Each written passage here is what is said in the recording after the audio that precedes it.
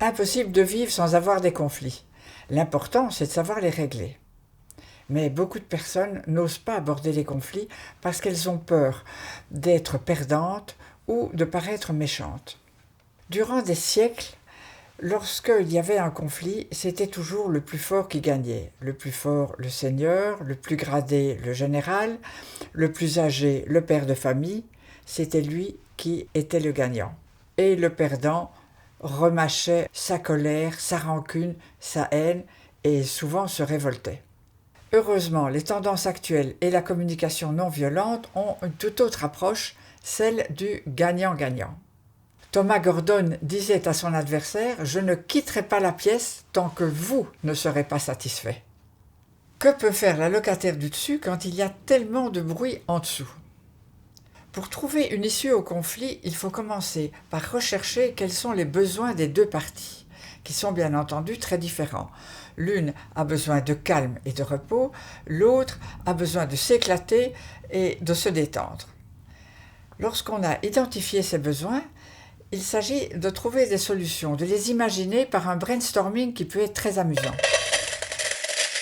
Et lorsqu'on a ces différentes solutions, on en choisit une ou deux qui conviennent aux deux parties et ainsi on se détermine pour une solution.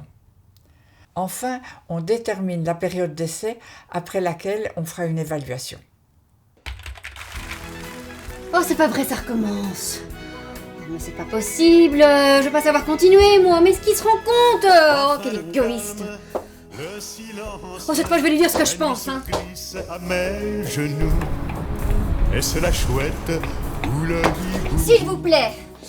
Bonjour madame. Bonjour monsieur. Bonjour. Je crois que j'ai quelque chose de pas très agréable à vous dire.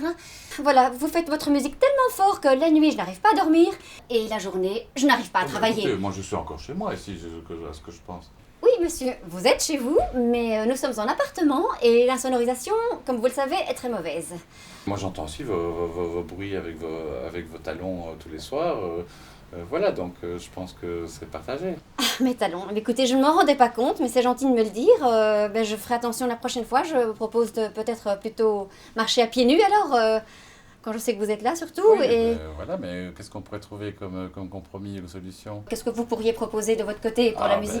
D'abord, je ne me rendais pas compte que je vous dérangeais, donc éventuellement moi de mon côté mettre la musique un peu moins fort, éventuellement envisager de mettre un casque. Ça, ce serait formidable, voilà. monsieur. Voilà. Et de votre part, ne plus mettre vos talons. Non, voilà. Et quand on a des soirées, peut-être se prévenir l'un l'autre. Éventuellement, s'organiser par rapport à ce qui est tout à fait naturel, c'est de recevoir des amis chez soi, donc bien entendu. Très bien. Oui, je pourrais vous dire quand je ne suis là ou pas là. Tout à fait, bien entendu. Mais ça avec grand plaisir.